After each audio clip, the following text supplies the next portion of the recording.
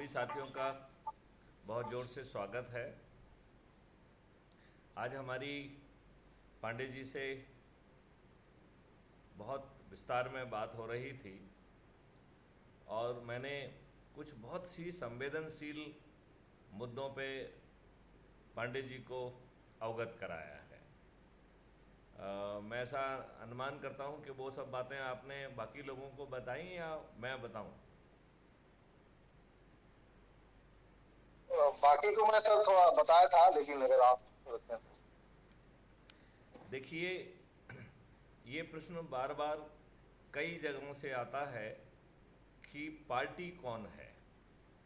तो मैं आपको एक चीज़ बताना चाहता हूँ कि हमारे पूरे कॉन्सेप्ट में पार्टी का काम केवल एक बैकग्राउंड का है। पार्टी मिशन की मदद कर रही है कोडल फॉर्मेलिटी कंप्लीट करने में, जो कि पीपल्स रिप्रेजेंटेटिव एक्ट 1950 और 51 के तहत वर्तमान प्रक्रिया के तहत आवश्यक है। जनरली लोगों को लगता है कि यदि ये पार्टी का नाम नहीं बताया जाएगा तो फिर कैसे काम चलेगा, क्योंकि पार्टी का नाम तो चाहिए है। हम इसी कॉन्सेप्ट को बहुत ज़ोर से कहना चाहते हैं कि पार्टी को विशेष तौर पर प्रतिबंधित किया गया है कि ना तो उसे कोई आम सभा करना है, ना ही उसे कोई अपने होर्डिंग लगाना है, ना ही उसे पेपर में विज्ञापन देना है, ना ही उसे टीवी चैनल पर आना है। लिहाजा पार्टी एक गौण है। अब आप दूसरा प्रश्न जनरली लोगों के दिमाग में आता है कि यदि पार्टी नहीं होगी तो वो कहाँ किसके सामने बटन दबाएंगे। तो जैसे ही हमारी कहना चाहिए कि इलेक्शन कमीशन जैसे ही कैंडिडेट्स की लिस्ट को फ्रीज करता है, मतलब जो नाम वापसी की तारीख ख़त्म होने पे 23 तारीख को लिस्ट जो है फ्रीज हो जाएगी और उस लिस्ट के फ्रीज होते ही हर कंस्टिट्यूंसी में कितने ले कैंडिडेट रह गए हैं वो उनका एक वो बन के, और पोलिंग जो है जो ईवीएम मशीन है उसमें एक अरेंजमेंट आता है जिस अरेंजमेंट के तहत हमें कैंडिडेट के सामने का बटन दबाना होता है। तो हमें हर कंस्टिट्यूंसी में अपने उम्मीदवार के साथ साथ वो जो है ईवीएम की मशीन में क्या अरेंजमेंट होगा सभी उम्मीदवारों का, उसका एक लेआउट हमको मिल जाएगा। अब उस लेआउट में ही हमारा चंद्रगुप्त भी बैठा हुआ है, तो हम अपने चंद्रगुप्त के ऊपर एक इलिप्टिकल गोला बनाएंगे और फिर उसमें 3 एरो बनाएंगे।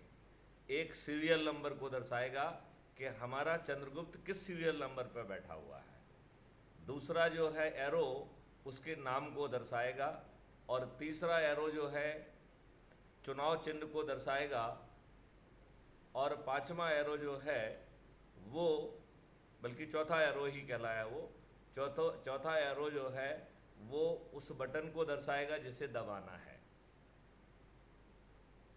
और ये कम्युनिकेशन ऐप के माध्यम से बहुत ज़्यादा होगा, और इसको जो है कंस्टिट्यूंसी वाइज हम प्रिंट आउट बना के फेसबुक से लेके हर जगह देंगे। तो इसमें किसी तरीके का कोई कन्फ्यूज़न नहीं रहेगा।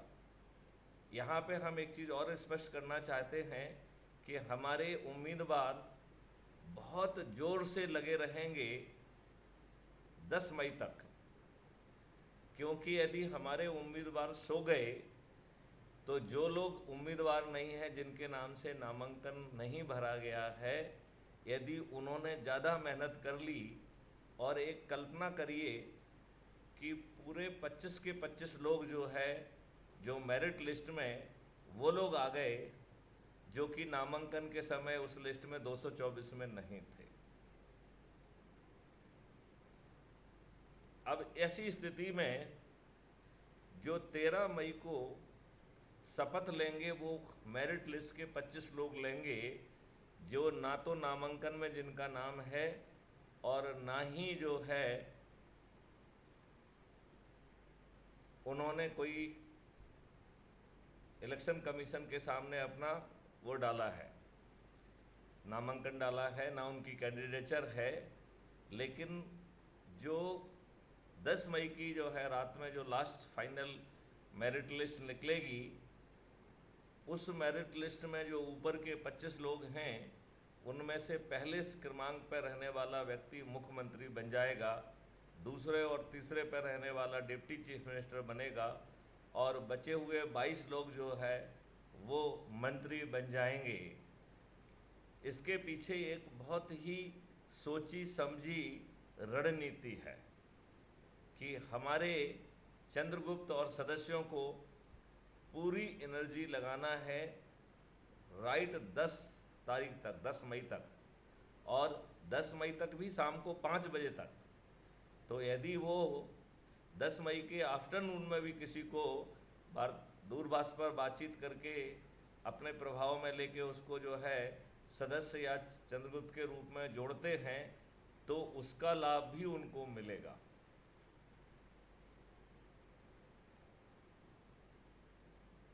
अभी मुझे लगता है इस पॉइंट पे किसी साथी को कोई कन्फ्यूजन है? संजय सिबाल जी, और मैं देख रहा था कि इंजीनियर शालिग्राम जी भी उपस्थित हैं, तो मैं आप लोगों से अनुरोध करता हूं कि आप जो है मीटिंग में आ जाइए।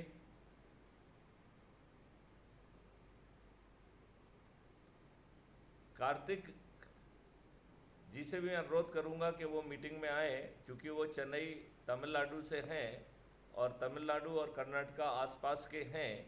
तो मैं इस बात को समझना चाहूँगा कि मिस्टर कार्तिक की क्या भूमिका कर्नाटका चुनाव में हो सकती है, क्या वो किसी तरीके से अपने से जुड़े लोगों को जोड़कर क्या हमारी मदद कर सकते हैं। और मैं देख रहा हूँ कि कर्नाटका के लोग ना तो मीटिंग में आ रहे हैं और कर्नाटका में वो गतिविधि देखने को नहीं मिल रही है, जबकि हमारी बड़े स्तरों पे बातचीत जो है ना लगातार हो रही है। हम बहुत सारे संगठनों को जोड़ने की कोशिश कर रहे हैं, लिहाजा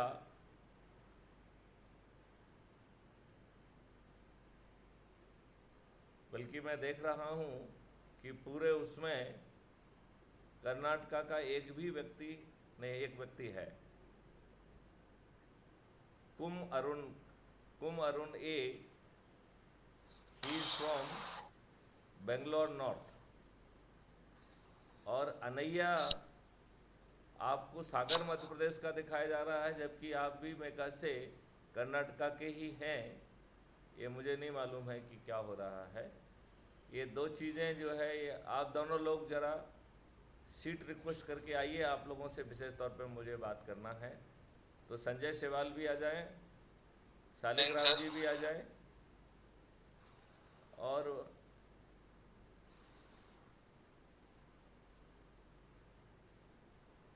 ईसा जी आप भी आ जाइए।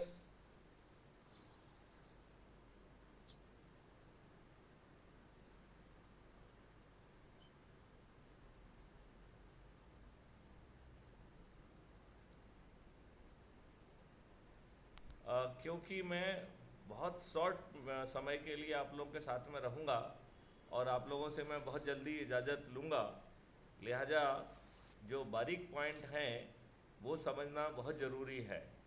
अभी मैंने एक्सप्लेनेशन में दो बारीक चीज़ें बताई हैं, एक पार्टी के बारे में बताया है और दूसरा जो है मेरिट लिस्ट जो है, जो 18 अप्रैल की मेरिट लिस्ट होगी उसकी बहुत नोशनल वैल्यू है।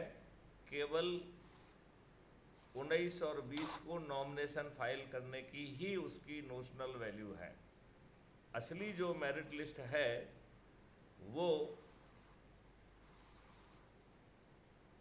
10 मई की शाम को या रात को निकलेगी।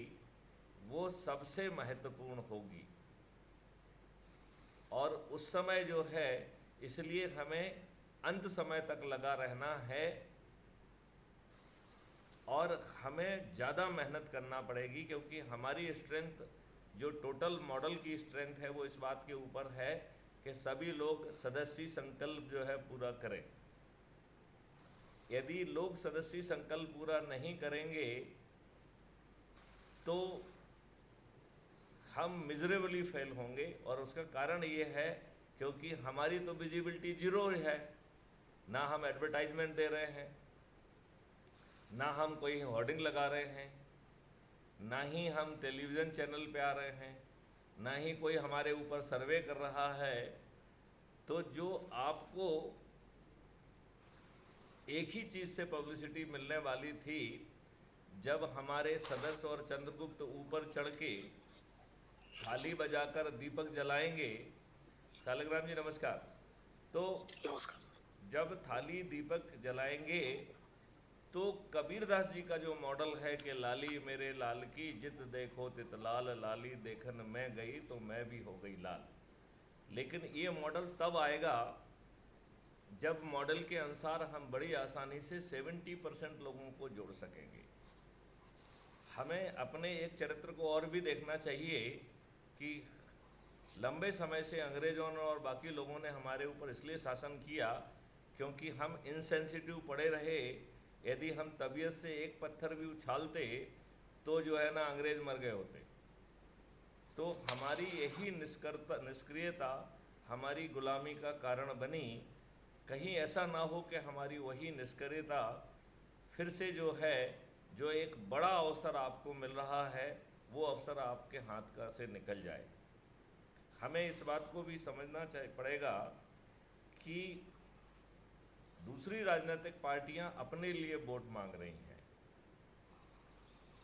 दूसरी राजनीतिक पार्टियां कह रही हैं ये हमारा कैंडिडेट है, इसे जिताइए तो हम आपको 500 रुपये दे देंगे, 1000 दे देंगे।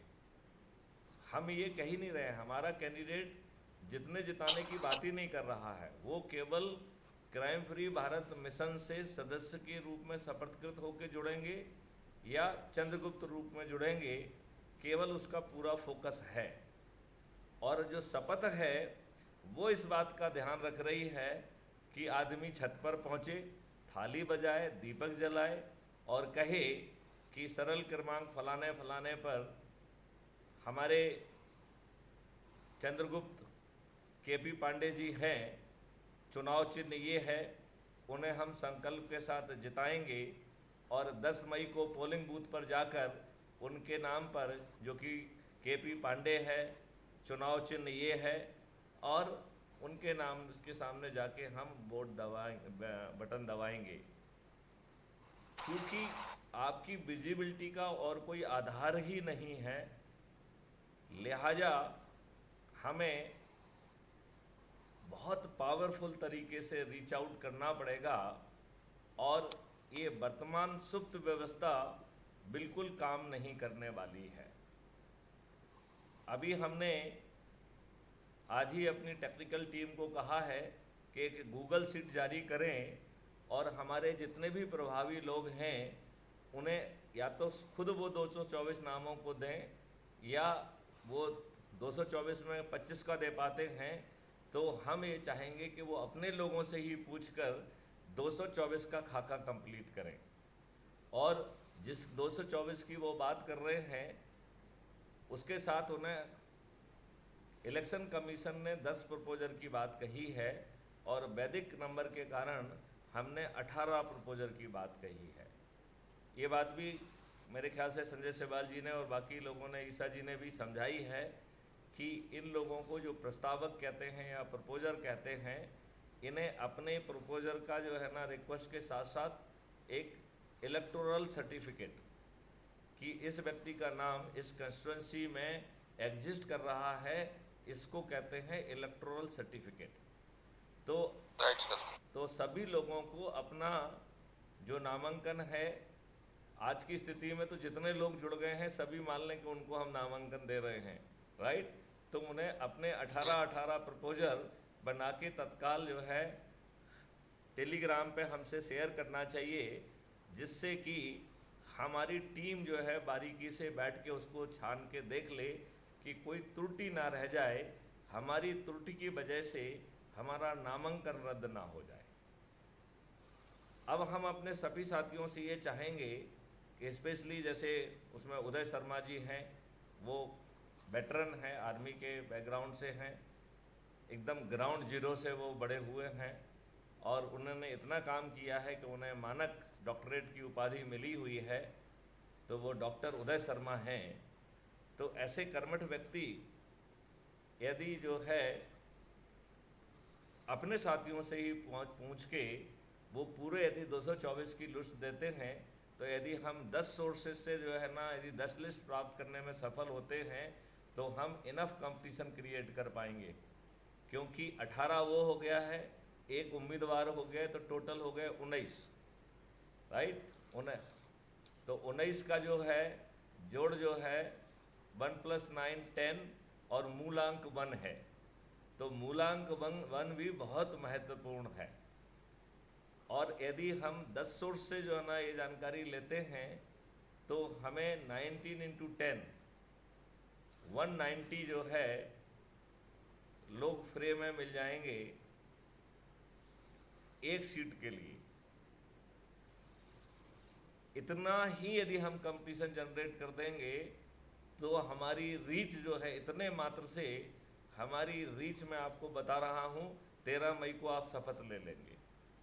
लेकिन यदि हम सोते रहेंगे तो ये बड़ा शर्मिंदगी का विषय होगा कि जो राजनेता आपको मूर्ख बनाए हुए हैं, जो 40% का जो है ना भ्रष्टाचार कर रहे हैं, आपको कोई प्रोजेक्ट अलॉट हो रहा है वो शुरू में 40% आपसे ले रहे हैं, इस लेवल का भ्रष्टाचार कर्नाटका में है। कर्नाटका की स्थिति बहुत दयनीय है, लोगों की मुंह खोलने की हिम्मत नहीं है, तो कर्नाटका इज़ नो बेटर। और लोग बाग जो है छोटी मोटी चीज़ों में उनको बांट के अपना उल्लू सीधा कर रहे हैं कि वो ये है, लिंगावत है, फलाना है, अमका है, ढमका है। ऐसे बहुत सारे जो है वर्गीकरण करके लोग बाग उनके हीरो बन रहे हैं और अपना उल्लू साध रहे हैं, और अच्छा भारत उनको कोई नहीं दे रहा है। जबकि इसमें नंबर 1 कोई खर्चा नहीं है, नंबर 2 ताज आपके सिर पे आ रहा है। मैथिली शरण गुप्त, संजय सिवाल या ईसा जी या शालिग्राम जी के सिर पे कोई ताज नहीं आ रहा है। मुख्यमंत्री जो है वहीं का लोकल व्यक्ति बनेगा और उप मुख्यमंत्री भी वहीं के बनेंगे। तो ये व्यवस्था जाति और धर्म से आपको ऊपर उठा के राष्ट्रीयता की ओर ले जा रही है और 21 लक्ष्यों से एक महापरिवर्तन आ जाएगा। कई बार मुझे लगता है कि जय बाबा गुरुदेव को कुछ प्रेतों को भेजना पड़ेगा, क्योंकि उन्होंने कहा था कि यदि लोग बाग नहीं मानेंगे तो हम प्रेतों से काम करा लेंगे। अब मुझे लग रहा है कि जय बाबा जय गुरुदेव को प्रेतों का ही सहारा लेना पड़ेगा, क्योंकि इंसान तो जो है मोटी खाल का होके मालूम नहीं कहाँ सो रहा है, क्यों सो रहा है, अपने आप को विद्वान कह रहा है और उसे ये भी नहीं मालूम है कि विद्वत्ता दूर दूर तक नहीं है। उसका इतिहास बदल दिया गया है, संविधान में बिना प्रावधान के आर्टिकल घुसेड़ दिए गए हैं, संविधान के कोर वैल्यू के अगेंस्ट, फंडामेंटल राइट के अगेंस्ट एक के बाद एक जो है ना कानून बनाए गए हैं जो खुल्लम खुल्ला फंडामेंटल राइट का उल्लंघन है। और इतनी दुष्टता की गई है कि भारतीयों से न्याय की भीख मांगने का भी हक छुड़ा लिया है। और अभी एक PIL लगाई गई है, अश्विनी उपाध्याय ने लगाई है, वो बिल्कुल ठीक लगाई है। क्यों? क्योंकि आप जो है सामने वाले का न्याय की भीख मांगने का हक नहीं छुड़ा सकते हैं। It is again violation of fundamental right. तो मैं तो जो है माननीय नरेंद्र मोदी जी ने तो कह दिया है कि वो वर्शिप प्लेसेस एक्ट को रिपील नहीं करेंगे, तो मैं तो माननीय न्यायाधीश सुप्रीम कोर्ट को कहूँगा कि वही जो है इसे संविधान की मौलिक व्यवस्था कि यदि किसी के साथ अन्याय हो तो उसे न्याय की भीख मांगने का हक है, इस प्रावधान के तहत सुप्रीम कोर्ट ही वर्शिप प्लेसेस एक्ट 1991 को क्वेश कर दे कि इट इज़ अनकॉन्स्टिट्यूशनल, अन्यथा ये काम क्राइम फ्री भारत को आके करना ही होगा और 2024 में वर्शिप प्लेसेस एक्ट नहीं रहेगा। दूसरे कानून भी जो संविधान की व्यवस्था के विपरीत बनाए गए हैं उन्हें चिन्हित किया जा चुका है, वो सब कानून जो है निरस्त कर दिए जाएंगे।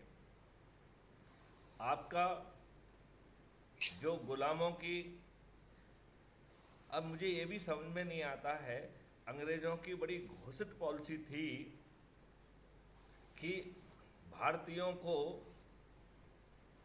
हीन भावना पैदा करना है, तो आपको अपमानित करना, आपको जो है ना अपमानित ढंग से बुलाना और आपको जो है पूरी प्रक्रिया में फंसा के रखना सोची समझी अंग्रेज़ों की रणनीति थी, एकदम सोची समझी रणनीति। हम कैसे विद्वान लोग हैं कि हमें ये बात समझ में ही नहीं आती है। तो हमें अंग्रेज़ों के बनाए गए गुलामों के नियम कानून में आमूल चूल परिवर्तन करना ही होगा और करेंगे ही। इसी तरीके से मुट्ठी भर अंग्रेज आए और भारतीयों को, भारतीयों के विरुद्ध जो है ना यूज करते हुए उन्होंने इतने वर्षों से तक अपना राज्य चलाया और इन काले अंग्रेज़ों को वही सब नियम कानून बहुत प्रिय लग रहे हैं। अब ये व्यवस्था पारदर्शी भी होगी, संवेदनशील भी होगी और अकाउंटेबल भी होगी। इसकी 2 डायमेंशन पर कंपनसेशन या क्षतिपूर्ति भी देना होगी। वो एक डायमेंशन है विलंब से निर्णय लेना और दूसरी डायमेंशन है गलत निर्णय लेना। जैसा कि अपराध मुक्त भारत मिशन में 5 सर्टेनिटी के तहत एक तीसरी सर्टेनिटी है कि बिना जाए आपको न्याय मिलेगा, उससे ज़्यादा महत्वपूर्ण जो है, और वो भी 3 दिन से 30 दिन के अंदर, उससे बड़ी चीज़ जो मिलने जा रही है कि इनकी लॉर्डशिप ख़त्म होने वाली है। ये सही में न्यायाधिपति बनेंगे। अभी तो न्यायाधिपति है नहीं है, अभी तो लॉर्ड हैं ये। फिर लॉर्ड से ये सच में न्यायपति बनेंगे, न्यायाधिपति बनेंगे। क्यों? क्योंकि 2 तरीके की अपील होगी। एक अपील होगी अगेंस्ट द जजमेंट, इसका मतलब है जजमेंट में त्रुटि है, और दूसरी है अपील अगेंस्ट द जज, जहाँ पे आवेदक कह रहा है कि जज महोदय ने जानबूझ के गलत निर्णय लिया है और पर्याप्त साक्ष्य उपलब्ध होने के बावजूद भी जज महोदय ने सही निर्णय नहीं लिया है। तो जज महोदय को खुद कटघरे में खड़े होकर अपने ही साथी जजेस के सामने अपने जजमेंट को डिफेंड करना पड़ेगा। यदि वो अपने जजमेंट को डिफेंड नहीं कर पाएंगे तो उन्हें महाअभियोग से अभियोजित करते हुए जजशिप उनकी ख़त्म हो जाएगी और उल्टा उन्हें कंपनसेशन भी देना होगा। ऐसे आमूल चूल परिवर्तन होने वाले हैं जो संभवतः किसी की सोच और समझ का हिस्सा शायद नहीं होगा। भारत सरकार के पास इतना ज़्यादा रेवेन्यू कई मॉडल के तहत इकट्ठा होने वाला है जिसका सही आकलन मैं नहीं लगा पा रहा हूँ, लेकिन मेरा ऐसा अनुमान है कि मिनिमम 20 टाइम्स रेवेन्यू होगा। यदि इससे भी ज़्यादा हो तो मुझे कोई ताज्जुब नहीं होगा, लेकिन मिनिमम 20 टाइम्स रेवेन्यू होगा। और जब 20 टाइम्स रेवेन्यू होगा तो हमें अपने ही भारतवासियों को टैक्स से क्यों बांधना है? आज की काले सरकारों की जो है मजबूरी है आपसे टैक्स वसूलना। एक तो उनका दिमाग जो है ना चलता नहीं है, तो जो व्यवस्था चल रही है उसी से टैक्सेशन हो रहा है। और टैक्सेशन के पीछे एक और चाल है, आपके ऊपर तभी तो छापा मारा जाएगा, तभी तो आपकी बाहें मरोड़ी जाएगी, तभी तो ईडी को भेजा जाएगा, तभी तो सीबीआई को भेजा जाएगा, तभी इनकम टैक्स का छापा डाला जाएगा तो ये बाहें मरोड़ने वाला भी एक मकसद है जो ख़त्म हो जाएगा। मेरे ख्याल से ये युग परिवर्तन जैसी चीज़ें हैं जिसमें रासायनिक विष जो है भारत से समाप्त हो जाएगा, पॉल्यूशन की प्रॉब्लम हमारे उससे ख़त्म हो जाएगी, पानी का स्तर फिर से बढ़कर 8 फीट तक पहुंच जाएगा, आपकी वायु जो है वो निर्मल हो जाएगी और आपको जो पानी का बोतल में जो पानी पी रहे हैं, आपको पानी के बोतल की ज़रूरत नहीं होगी, सब जगह पोर्टेबल वाटर होगा और उससे महकी महकी सुगंध भी आने लगेगी। अभी जो बदबू आती है वो ख़त्म हो जाएगी। ऐसा होगा अनहोना भारत, जहाँ की विश्व की सबसे बड़ी रिसर्च एंड डेवलपमेंट हब होगा। अब इतने सुनहरे भारत को वो भी बिना 5 पैसे खर्च किए आपको मिल रहा है और ताज भी आपके सिर में है। इसके बाद भी यदि हम सोए हुए हैं तो मुझे कई बार बड़ा शर्म आती है और मुझे ऐसा विचार मेरे दिल में उठता है कि लगता है अभी हमारे पापों का प्रायश्चित कंप्लीट नहीं हुआ है। अभी हमें इसी घटिया सड़ी गड़ी व्यवस्था के तहत अभी जूते लाते और खाना है, टैक्स महंगाई को झेलना है और हम अपने उसी घटियापन से, मिलावट से लेके हर घटिया काम करते रहेंगे और महा बीमारियां जो है आप लोगों को घेरने वाली हैं। मैथिली शरण गुप्त की भविष्यवाणी है कि यदि हमने इसको रिवर्स करने में विलंब कर दिया तो हर 3 भारतीयों में से 2 भारतीयों को कैंसर होगा। और हम लोगों की जो सामाजिक प्रवृत्ति है, सोच है कि यदि 2 भाई हमारे या परिवार के 2 सदस्य यदि अस्पताल में कैंसर के बीमारी से जूझ रहे हैं तो तीसरा व्यक्ति उसकी सेवा में लगना स्वाभाविक है। यदि तीनों में से तीनों भारतीय कैंसर से डायरेक्टली या इनडायरेक्टली लड़ रहे होंगे तब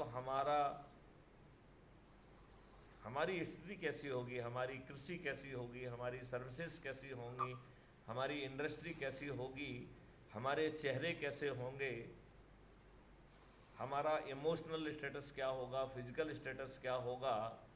और डॉक्टरों की सेहत पे तो फ़र्क पड़ने वाला नहीं है, ये बात आप कोरोना के समय बहुत अच्छे ढंग से समझ गए हैं। तो मैं अब आप लोगों से, यदि आप लोग कुछ प्रश्न पूछना चाहते हैं जो कि मेरे अनुपस्थिति में भी आपसे लोग बाग पूछते रहते हैं, तो मैं इस अवसर का 5 मिनट में उपयोग करते हुए आपके प्रश्नों का जवाब देना चाहूँगा।